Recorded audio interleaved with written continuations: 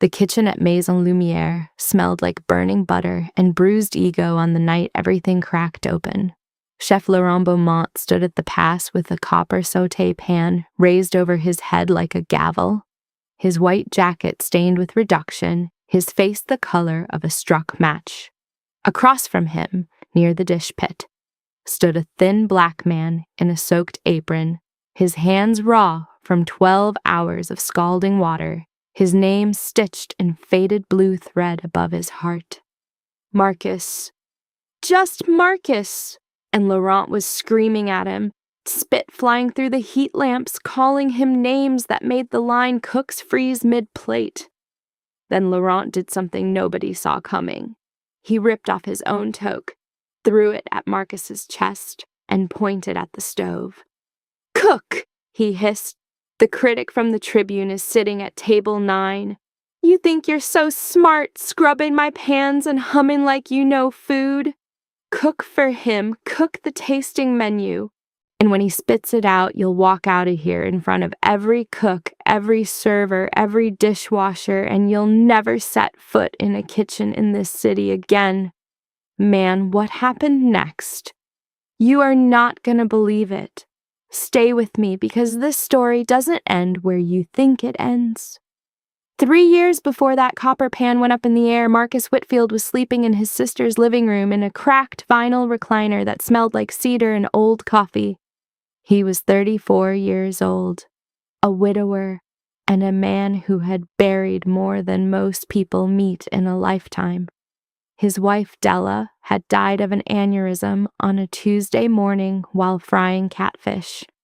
And Marcus had walked into that kitchen and found her on the linoleum with the burner still flaming blue and the cornmeal scattered like snow across the floor.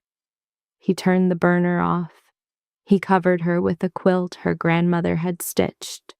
And then he sat down beside her and didn't move for 6 hours. After the funeral, he lost the house, then the truck, then the will to do anything but stand in front of a stove, because the stove was the only place where he could still hear Della's voice telling him a roux ain't a roux until it smells like a Sunday afternoon in July.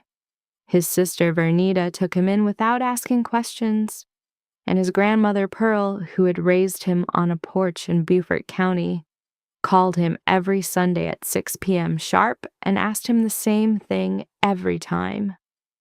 "Baby, you been cookin'?" Marcus would say yes, ma'am, even when he hadn't, because lying to Pearl was easier than telling her the truth, which was that grief had stolen his appetite and his nerve, and the only kitchen that would hire him was the back of Maison Lumière, where the dish pit hissed like a snake and the chef didn't even know his name. They called him Hey You. They called him Boy. They called him whatever fell out of Laurent Beaumont's mouth when the orders piled up and the heat turned the kitchen into a furnace. Marcus didn't argue. He scrubbed, he listened, he watched, and every night, after the last server clocked out and the last sauté pan was hung on its hook, he stayed 40 extra minutes and read the day's prep list off the whiteboard before the sous chef erased it. He memorized everything.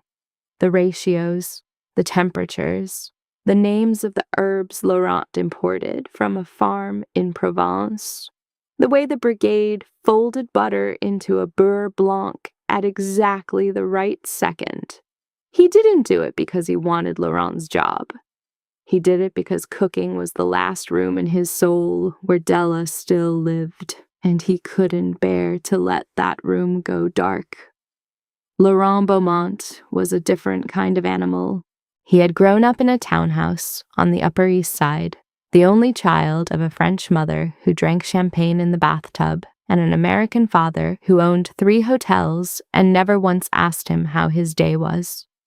Laurent had trained at Le Cordon Bleu on his father's checkbook, apprenticed in Lyon for a summer that he later inflated into 3 years on his resume, and opened Maison Lumière at 29 with a loan he called inheritance.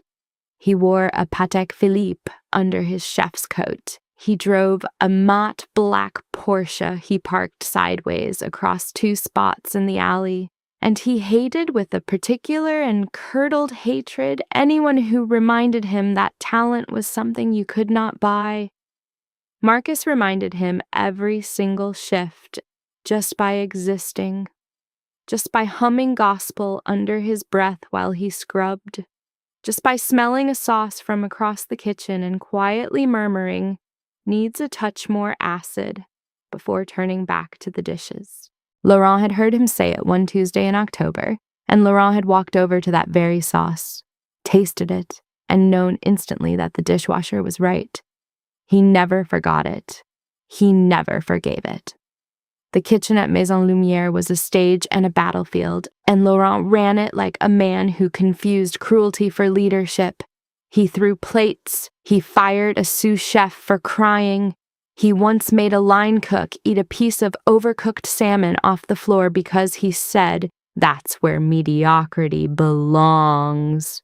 The cooks endured because the resume was worth the bruises.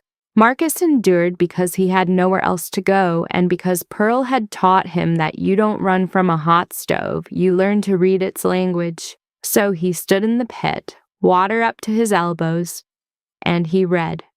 He read Laurent's tantrums and his insecurities. He read the way the maître d', a kind older Haitian man named Etienne, slipped him a wrapped piece of bread every night with a wink and a quiet, "Eat, mon frère." He read the regulars, the investors who left half their plates, the food bloggers who took photos before they took bites, and he read, most carefully of all, the rare and terrifying figure who sat alone at table 9 on the second Friday of every month. Harold Ashby, senior food critic of the Tribune, the man whose 3-star review had built Maison Lumière and whose 2-star review could break it. Harold Ashby was a tall, narrow man with silver hair combed straight back and a habit of placing his fork down between every single bite, closing his eyes for exactly 4 seconds, and then writing one word in a small black notebook before continuing. Servers were terrified of him. Laurent prepared for his visits the way generals prepared for invasions. The whole brigade would arrive 4 hours early, polish every surface, taste every sauce 12 times, and walk on tiptoes through the prep kitchen as if Ashby could hear them through the walls. On the night that Laurent threw the toque, Harold Ashby was already seated. He had ordered the 8-course tasting menu, and the brigade had a problem. The problem was that 30 minutes before service, Laurent's chef de cuisine, a brilliant young woman named Sophia, had collapsed in the walk-in with a fever of 103. She had been the one running point on the tasting menu. She knew the timings, the plating, the exact sear on the duck breast, the precise moment to pull the soufflé. Without her, the kitchen was a body without a spine. Laurent panicked, and panic in Laurent always came out as rage. He screamed at the saucier. He screamed at the fish cook. He screamed at the pastry chef until she was shaking so hard she dropped a tray of tuiles. And then his eyes landed on Marcus, standing in the dish pit, calmly racking glasses, humming an old hymn his grandmother used to sing while she shelled peas on the porch. Something in Laurent broke. Or rather, something in Laurent that had been broken for a long time finally found a target small enough to feel big against. He stormed across the kitchen, knocking a stack of sheet pans off a rolling rack, and he pointed at Marcus with a finger that trembled with fury. "You!" He spat the word. "You think you know food? I've heard you, mumbling about my sauces, humming like you're at a goddamn church picnic. Tonight you're going to cook." The whole brigade fell silent. The pastry chef wiped her eyes. The fish cook set down his tweezers. Even the radio playing low under the pass seemed to hold its breath. Laurent grabbed his toque off his own head and threw it across the kitchen. It hit Marcus's chest and fell into the soapy water at his feet. "Cook the tasting menu," Laurent said. 8 courses, Harold Ashby, table 9. And when he sends it back, when he writes the review that ends your little fantasy, you walk out of this kitchen and you never come back. Not here, not anywhere. I will personally make sure no one in the city ever lets you near a stove again." Marcus didn't move at first. The water dripped from his hands. The toque floated for a second, then sank. He looked at Laurent the way a man looks at a thunderstorm he has been expecting for a long time. Then he reached down, picked the toque out of the water, wrung it out, and folded it neatly on the edge of the sink. He untied his apron. He washed his hands all the way up to the elbows, the way Pearl had taught him, with the back of a wooden spoon to scrape under the nails. He took a clean apron off the hook by the door, and he walked, slowly and without a single word, to the stove. The brigade did not know what to do. Laurent stood at the pass with his arms crossed, smirking, waiting for the collapse. The fish cook whispered, "Chef, are you sure?" And Laurent told him to shut up and watch the show. Etienne, the maître d' came through the swinging doors to ask about Table 9's first course, and his face went still as stone when he saw Marcus at the range. He looked at Laurent. He looked at Marcus, and then quietly, in a voice only Marcus heard, he said, "Prends ton temps, mon frère. Take your time." Marcus nodded once. He looked at the ticket Sophia had left pinned above the pass. 8 courses. He read them slowly. Amuse-bouche of oyster and cucumber, chilled pea soup with mint oil, seared scallop with brown butter and capers, duck breast with cherry gastrique, halibut with beurre blanc, lamb loin with rosemary juice, cheese course, soufflé. He read them again. Then he closed his eyes, and he heard his grandmother's voice on the porch in Beaufort County. "Baby, food ain't about the recipe. Food is about the person across the table. Cook for them, not at them." Marcus opened his eyes. He picked up a knife. The first course went out in 7 minutes. Marcus took the oyster and the cucumber, and he did not do what Sophia had planned. He did something else. He shaved the cucumber paper thin and dressed it with a few drops of rice vinegar and a pinch of sea salt, and he laid it over the oyster like a translucent green blanket. He grated the smallest amount of fresh horseradish on top, and he added 1 tiny dot of something he had made himself from a jar he kept in his locker, a fermented hot sauce his grandmother had taught him to make from peppers grown on her windowsill. He plated it on a chilled white shell. He wiped the rim with the corner of a clean towel. He nodded at the runner. The runner took it out. The kitchen waited. Laurent paced behind the pass, muttering. 2 minutes later, Etienne came back through the doors, and his face had a strange, suspended look on it, like a man who had just heard a bell ring far away. He walked up to Laurent and said very quietly, "Chef, Mr. Ashby asked who made the first course." Laurent's smirk faltered. "Why?" Etienne looked at Marcus. Then he looked back at Laurent. "Because," he said. Mr. Ashby closed his eyes for 8 seconds, not 4, 8, and he wrote 2 words in his notebook, not 1. Laurent's jaw tightened. He waved Etienne away and turned back to the pass, but his eyes flicked toward Marcus now, and there was a new thing in them, not respect, something colder, suspicion. Marcus did not look up. He was already starting the pea soup. He had pulled fresh peas from the lowboy, and he was shelling them by hand, dropping the bright green pearls into a copper pot of salted water that he had brought to a hard-rolling boil and then plunged into ice. He was making the mint oil from scratch, blanching the leaves for exactly 12 seconds, shocking them, squeezing the water out in a clean towel and blending them with grapeseed oil at a low speed so the oil would stay a clean, vivid green. The brigade was watching him now, not Laurent, him. The fish cook had stopped pretending to work.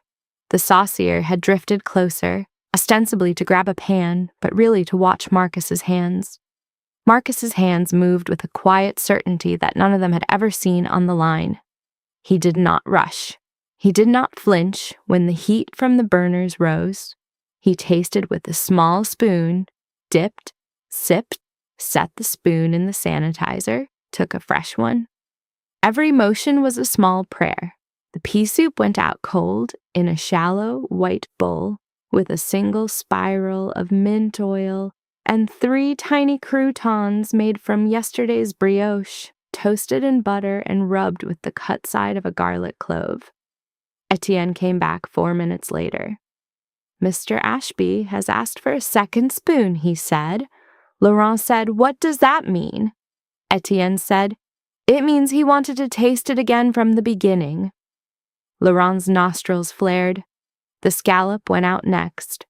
Marcus seared it in a black steel pan that he had heated until the surface shimmered like a desert. He used clarified butter, not whole butter, because whole butter would burn at that temperature, and he wanted the Maillard, the deep golden crust without any bitterness. He cooked the scallop 90 seconds on one side, flipped it, basted it for 30 more, and pulled it the moment the center went from translucent to barely opaque. He laid it on a smear of brown butter that he had cooked until the milk solids were the color of a chestnut. He scattered 3 capers and a few leaves of parsley. He ground black pepper from a height. He sent it out. Etienne came back. He didn't say anything this time.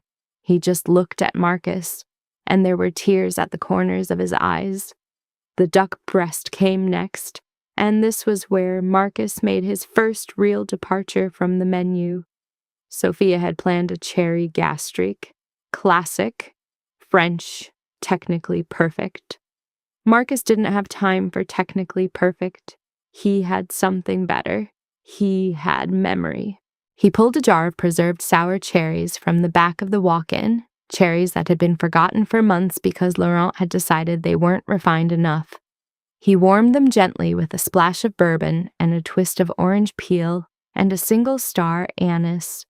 He scored the duck skin in a tight crosshatch, salted it, and laid it skin side down in a cold pan over a low flame, and he let the fat render slowly, the way Pearl had taught him to render the fat off a Sunday chicken. The skin went the color of mahogany. The flesh stayed a perfect rosy pink.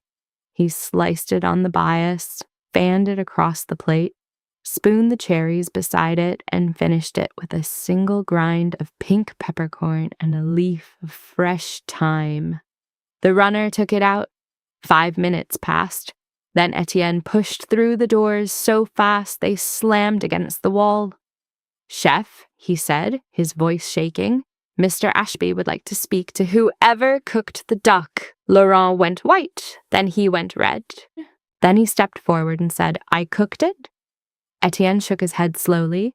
"Mr. Ashby specifically asked for the cook of this dish," he said, and I quote, "The man who made this duck did not learn it in a school.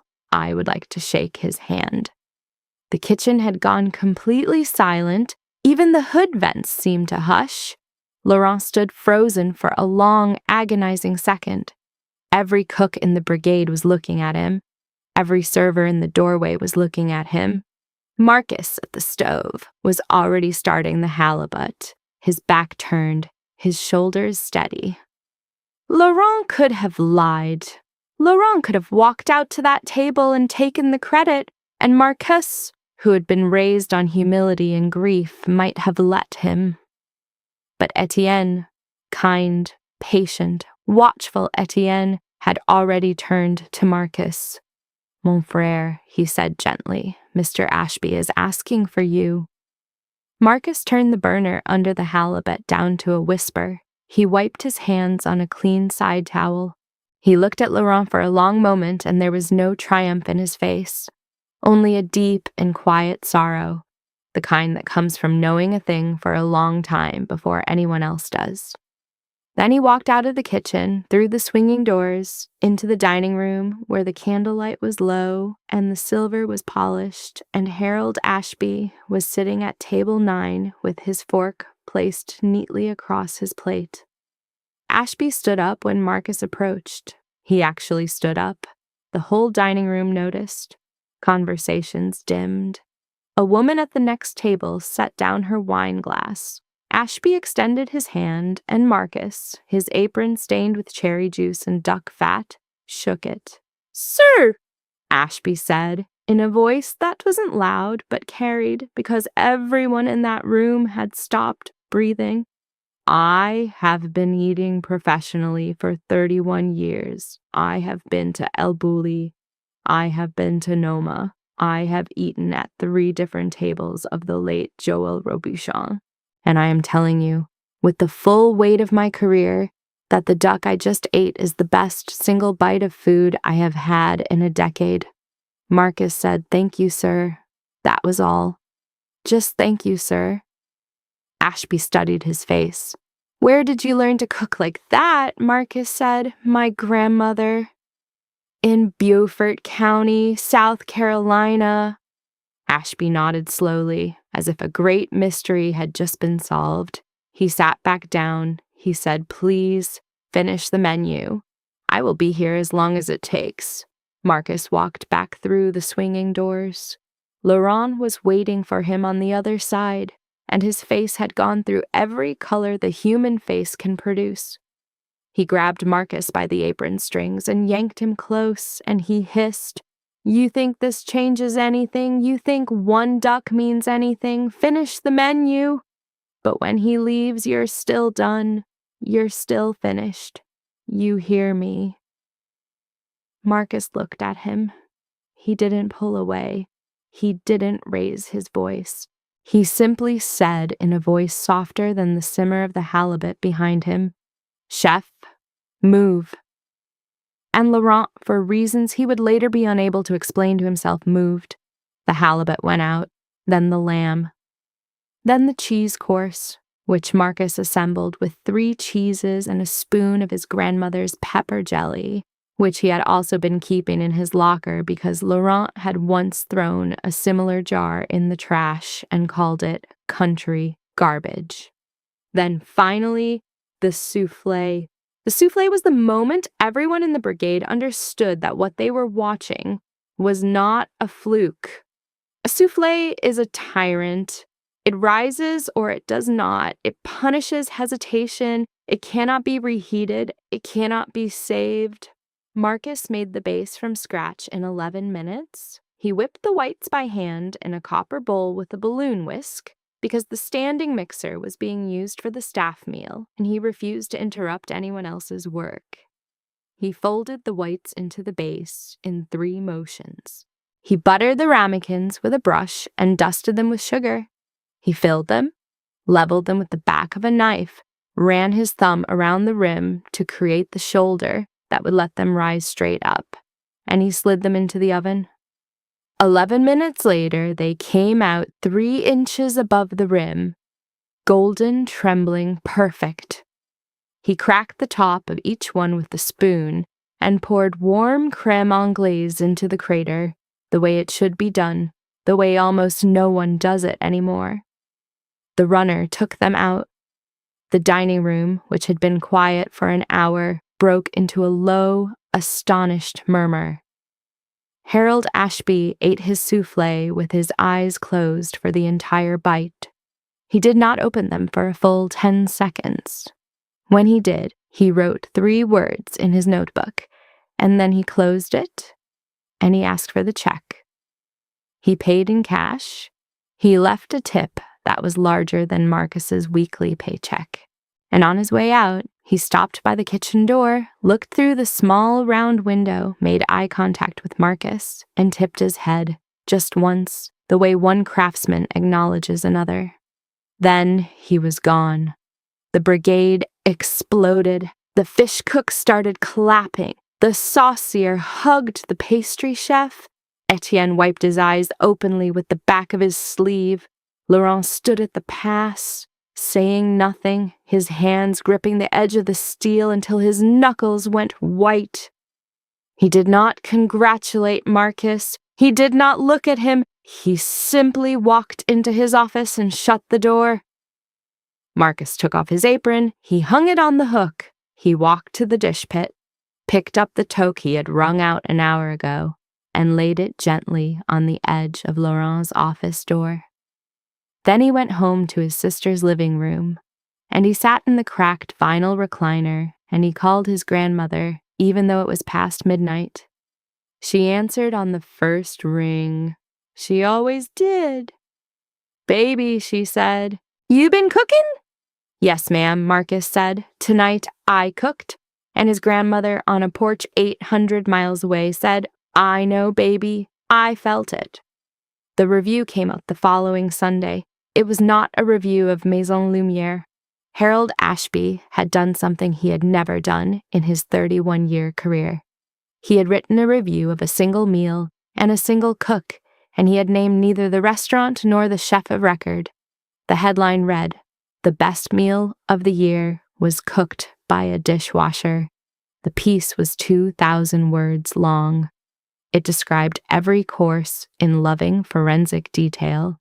It described the cucumber over the oyster, the mint oil in the pea soup, the brown butter on the scallop, the sour cherries on the duck. And it described, in its final paragraph, a conversation with a thin man in a stained apron who said, when asked where he learned to cook, "My grandmother, in Beaufort County, South Carolina." The piece did not mention Laurent Beaumont by name, but it did include one devastating sentence near the end. "The chef of record at this establishment did not cook a single bite of what I ate, and based on what I tasted, has likely never understood food in the way his dishwasher does." The piece went viral within 6 hours. By Monday morning, 3 different television crews were parked outside Maison Lumière. By Monday afternoon, 2 of Laurent's investors had pulled their funding. By Tuesday, the restaurant's reservation book, which had been booked 6 weeks out, was empty. By Wednesday, the staff had walked out, every single one of them, led by Etienne, who had handed Laurent his black tie and his white gloves on the way out the door, without saying a word. By Friday, Laurent Beaumont had filed for bankruptcy and put his Porsche up for sale. Marcus did not see any of this happen. Marcus was on a plane. 3 different chefs, 2 of them with multiple Michelin stars, had called him by Tuesday morning. A restaurateur in Charleston, a woman named Adelaide Carver, who had grown up 2 counties over from Pearl, had offered him something different. Not a job, a partnership, a restaurant of his own. She would put up the money, he would put up the food, they would call it Della's after his wife, and the menu would be whatever Marcus wanted it to be. Marcus said yes on the phone, and then he hung up and cried for an hour in his sister's bathroom because grief and joy, he was learning, were not opposites. They were the same room with 2 doors. Della's opened 9 months later on a corner in Charleston, in a building that used to be a feed store. Pearl came up from Beaufort County for the opening in a blue dress and her best hat, and she sat at the chef's counter and watched her grandson cook for 200 people, and she did not say a word the whole night. But every time he looked over at her, she was nodding, slow and sure, the way she used to nod on the porch when the peas were shelled just right. Harold Ashby came on the 3rd week. He gave Della's 4 stars, the highest rating he had ever given. He wrote that the food was, quote, "a bridge between 2 countries that have always been one country, and the man building the bridge is a cook the rest of us should be paying attention to." The line started forming outside Della's at 4 in the afternoon. Vernita came to work the front of house. Etienne came down from New York and ran the dining room like the cathedral he had always known a dining room could be. Marcus hired 3 young cooks from a culinary program that worked with kids who had aged out of foster care, and he taught them the way Pearl had taught him, with patience and silence and the back of a wooden spoon. Laurent Beaumont, in the meantime, had moved to a small town in Connecticut and opened a sandwich shop that closed within a year. He gave one interview about the whole affair, in which he tried to claim that Marcus had stolen recipes from him. Nobody believed him. The interview was the last thing he was ever quoted in. Some say he moved back to France. Some say he became a private chef on a yacht. Nobody really knows, and nobody really cares because the story was never about him. The story was about a man in a soaked apron humming a hymn over a sink full of someone else's dirty plates, who knew deep in the place where his wife's voice still lived that food was not about the recipe. Food was about the person across the table. And so, my friend, here we are at the end of it. I want you to think about Marcus the next time somebody tries to tell you that you don't belong in the room, that you don't have the pedigree, that you don't have the right last name or the right school or the right accent. I want you to think about the toque floating in the dishwater and the grandmother on the porch in Beaufort County and the duck that made a 31-year critic stand up from his chair. The world is full of Lawrence, loud and gilded and certain, but the world is also full of Marcuses, quiet and watchful and ready. And one day the tasting menu lands in their hands, and the kitchen finds out who really knows how to cook.